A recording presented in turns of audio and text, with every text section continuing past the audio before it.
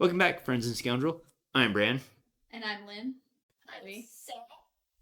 who's here for some reason. And today we're doing the organism wrap up. So we're just gonna go off my thoughts because that's all I have for this. I have no thoughts. So, trying to stick to a more review oriented, talking about the game itself and how these things work together, rather than just me rambling about how I played the game. Because I don't think that's very helpful to anybody. Unless you're pointing out all the mistakes you made. Just go watch the videos, you'll see that. So, overall, this is another one that I felt a little intimidated by at first because it was the potential for 3 killers and like the assimilation and things getting crazy and wacky and weird. But ended up not being that bad because I think most of them, at least most of them, I only ended up with one of the killers. And then I think the most I ever had was 2 on a couple of them. So wasn't really that bad. And I think I got to see a good variety of them. Usually had the fast one is what I ended up with because the one starts with it and I don't know, just ended up being what I had most of the time. Like most of this game, there's a lot of things to remember, just kind of in general. As you get the core game down, though, it kind of helps.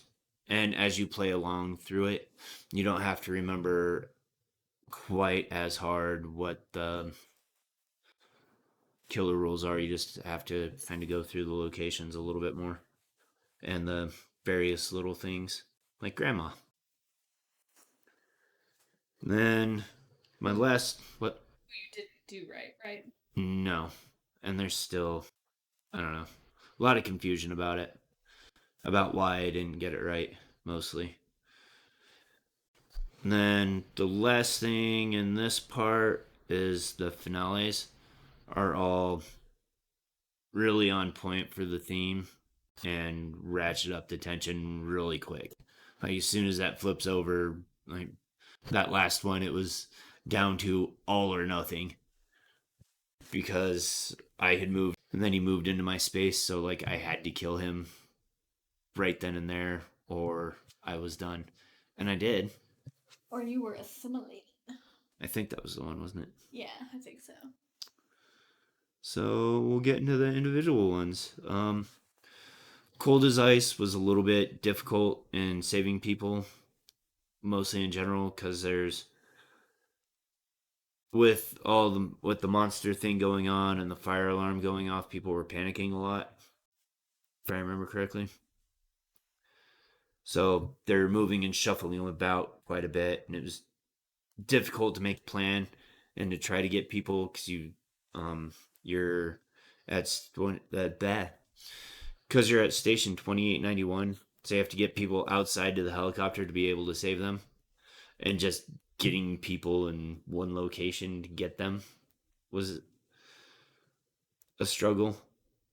And then as soon as I had a plan for the next phase or my next phase, everything was completely different, so I had to completely change what I was wanting to do. That's kind of all that really stood out to me on that one, at least that I can remember at this point. Highstakes, hide and seek is another one. This one was really fun, and not just because I won it, but it was a really engaging scenario that lends itself to a lot of options of what to do. And it's another one where this thing is moving around just constantly, so there's always something going on with it. There was one point where I forgot to use the test kit, and I got focused on trying to get to the lab, so I could have saved myself a little bit of time there. Like it felt like I played the game longer, but it was paced pretty decently because um, I don't know. I don't know what I was trying to say there. I forget. Anyways, the blueprint, I got that. That was a really fun card.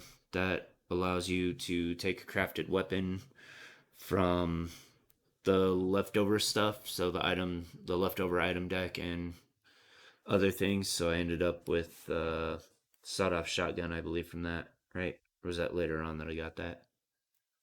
Or I don't know. I'm 4 deep in talents. so this is also where I kind of started getting on the personal strategy of getting those high cost cards earlier in the game and trying to hold on to them for as long as possible. And that put me in a better position to start doing damage and start doing it a little bit earlier than I normally do. Normally, I'm trying to save people and get some items and stuff. And then all of a sudden, it's the finale or all the victims are dead. And I'm like, well, I guess we're doing this. Looking at it, I think looking at some of the other final girls, I thought Kate would be a decent offset for the finale on this one in particular, if there's even anyone left to save at that point. But overall, this was a pretty good one. I'd highly recommend it, and I might try playing this one in particular with a different final girl for some of our random plays or Halloween or whatever we end up doing in the future. Something in the Woods is the next one in this franchise. That's takes place in Storybook Woods with Red again. I was actually a little disappointed that Gretel wasn't the final girl for that one, just because I wanted to play with her. But this is also the one that had the misunderstanding on the granny card. Not sure if it was just a pure misreading or if I was being ignorant or just caught up in the moment, or think this was a little bit later in the day too that I was recording that one, so I might have just been tired and did a stupid, but whatever it is, I did a bad. I'm sorry. This one seemed to move a little bit quicker, had a pretty decent pace, especially compared to the last one, I guess. I did get the wrapped item, which is like the big item for that one. It's got its own little mini, but I didn't have or take much opportunity to use it. So I don't know if it's real helpful or not. Sorry. And I was able to do quite a bit in this one until I wasn't. And then it just kind of ended. It went downhill very quick. Was that another one? I think that's another one where I got caught up on not using the test also. So don't forget that you have your test kits when you have them. Hellsylum, there's a little bit more here because I actually got to play this location a little bit as opposed to last time where I just kind of got trapped in a room. And another one where I did a lot of stuff until I didn't anymore because I died. I thought it was going to be okay. I finally got a point where I could start doing stuff. I had saved quite a few people and got to a point where I could start working on the end game. But then I think it's one of the ones where I had multiple, isn't it? I don't know. You don't know either. I don't know either. I don't know why you're asking. But it ended very abruptly for me. Thought I was going to be able to start doing something. I think I just took a ton of damage all at once. Caught a couple of bad cards or something. I did take advantage of the pills, and this is maybe my only real criticism of it. Is I think you could replace the pills with the test kits in this one because they do practically the same thing. And because I get the test kit for free, if the pills show up in one of my search actions, if I can, I'm just going to take whatever weapon or whatever comes after them because I don't, other than the effects that they can grant, I didn't see much value in them at all. And this is another one I want to try again. Random play, maybe just Hell Asylum in general. No, I want to try this one.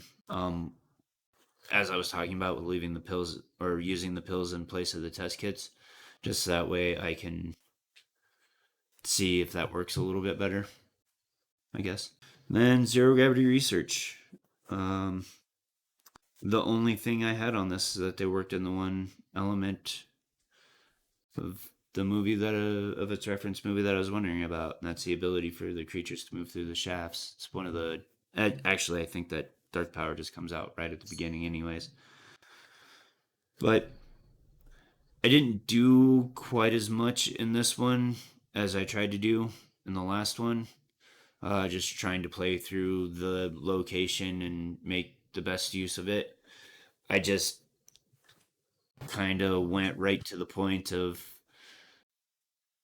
getting to the bad guy, figuring out who it is, and taking care of them. And it worked.